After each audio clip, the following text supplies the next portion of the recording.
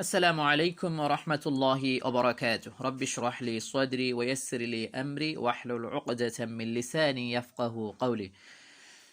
Alhamdulillah, we are in lesson 11 now. We are following the Ahsan al-Qawaid, page number 17. And in the lesson 11, we learn about the standing fatha. We already know all of the symbols we had in previous video about the symbols.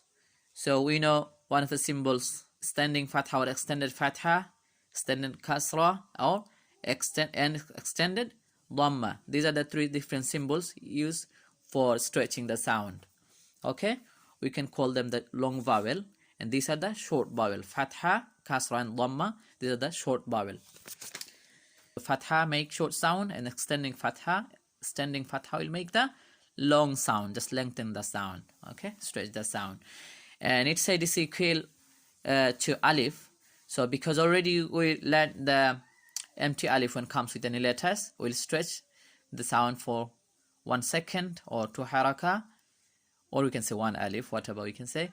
So here we can see abidun, ain fatha empty alif a, dal fatha empty alif da, ha fatha empty alif ha. So because of the empty alif, we just stretch the sound, we did the mad. Okay, so this is the mad followed by a empty alif. Okay, and this is a mad followed by a sign, and this sign called standing fatha, okay, or extended fatha. So let's practice.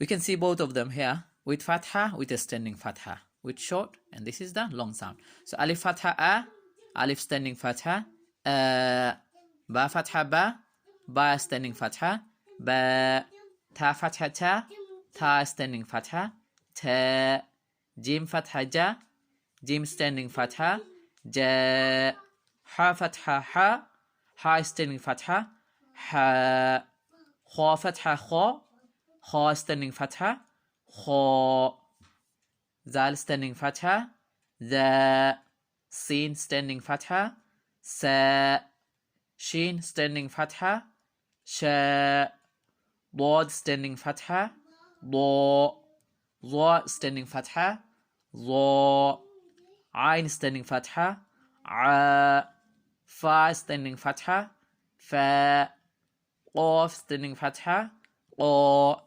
lam standing fatha, la, mim standing fatha, ma, waw standing fatha, wa, ya standing fatha, ya. See you in next video again. Assalamu alaikum wa rahmatullahi wa barakatuh.